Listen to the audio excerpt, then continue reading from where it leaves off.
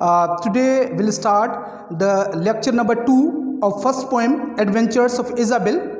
As we studied in first lecture about Isabel, that Isabel was a very courageous girl and she faced every difficulty, but she did not lose her hopes and she did not give up. So now we'll study about Isabel, that how her adventures were. So let's read this poem and then we'll learn the words meaning of this second part. Isabel met a hideous giant. Isabel continued self-reliant. एक दफ़ा फिर क्या हुआ कि Isabel को एक बहुत ही खूनखार, एक बहुत ही बड़ा, एक बहुत ही जो ना डरावना एक देव मिला, एक जिन मिला। लेकिन इज़ाबेल फिर दोबारा नहीं डरी। उसने अपने आप पे यकीन था, उसे अपने आप पे पुख्ता यकीन था। The giant was Harry, the giant was horrid. वो जो देव था वो उस बड़े बड़े बालों वाला था, उसके जिस्म पे बहुत बड़े बाल थे, बड़ा डरावना था, बड़ा खौफनाक था। He had one eye in the middle of his forehead, और उसकी पेशानी पर एक आंख थी। Good morning, Isabel, the giant said. Isabel को जाइंट ने कहा गुड मॉर्निंग।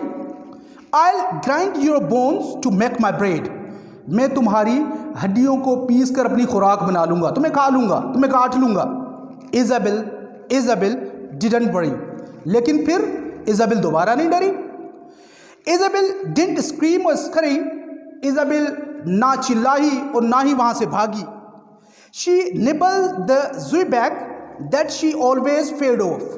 और वो तोस, वो सेका हुआ तोस जो वो हमेशा खाती थी, उसने क्या किया, उस तोस को कतरा, उसको काटा।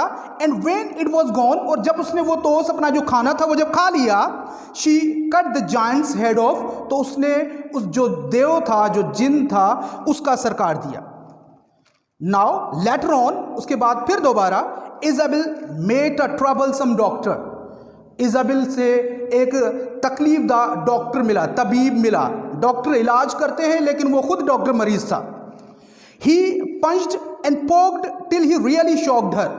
उसने इज़ाबेल को पंच यानी मुक्का मारा, एंड पोक्ड और उसे कोहनी या मुक्का वगैरह मारी, उसके सदमा पहुंचाया, यानी उसे परेशान करने की कोशिश की। The doctors talk was of coughs and chills. जो डॉक्टर की परेशानी थी, जो डॉक्टर को मसला था, वो क्या था, डॉक्टर के साथ खुद के साथ मसला था। वो कफ यानी खांसी थी उसे, एंड चिल्स, और उसे सर्दी थी, यानी सर्दी की शिद्दत से वो कपकपाहट थी, वो कांपता था, उसे वो बीमारी थी। And the doctor satchel bulged with pills. Doctor के साथ उसका एक बस्ता भी था, एक थैला भी था, वो दवाइयों से भरा हुआ था, खुद डॉक्टर ने बनाया हुआ था। The doctor said unto Isabel, doctor ने इज़ाबेल से कहा, swallow this it will make you well. उसने इज़ाबेल से कहा कि ये खा लो, तुम ठीक हो जाओगी, हालांकि वो खुद बीमार था। Isabel didn't worry. इज़ाबेल फिर भी परेशान नहीं हुई। इज़ाबेल डिडंट स्क्रीम और स्क्री। वो ना वो चिल्लाई, ना उसने भागने की कोशिश की। She took those pills from the pill concocter. उसने वो दवाइयाँ बनाने वाले से, यानी डॉक्टर से वो दवाइयाँ ली। And Isabel calmly cure the doctor. और इज़ाबेल ने क्या किया, सुकून के साथ, बगैर किसी डर के, बगैर किसी खौफ के, उसने वो डॉक्टर का ही इलाज कर दिया।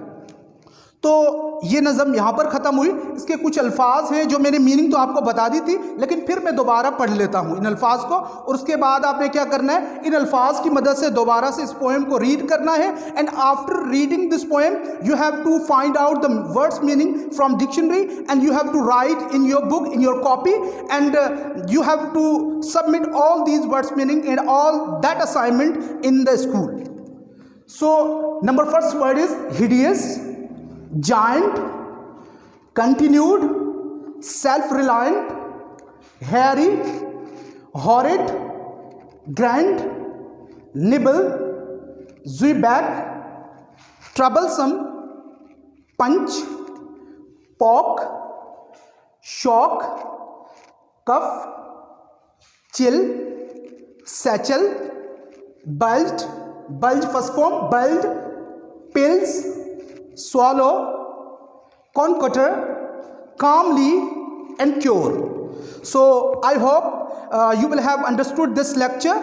मुझे उम्मीद है कि आपको ये लेक्चर समझ में आ गया होगा, लेकिन फिर भी अगर कोई मसला आता है, अगर कोई परेशानी आती है, तो फिर आपने स्कूल में आके समझ लेना है, आपने कांटेक्ट करना है। और आपको होमवर्क में दोबारा बता रहा हूं कि you have to write these words meaning, these words you have to write and you have to find out the meaning from dictionary. आपने ये अल्फाज लिखने, मैंने बताया आपको मीनिंग, लेकिन इसके अलावा भी आपने डिक्शनरी में सर्च करने हैं, अपनी कॉपी में लिखने हैं। इस पूरी पोएम को आपने पढ़ना है, अच्छे तरीके से समझना है। फिर भी कोई परेशानी होती है, then you may contact us. Thank you very much.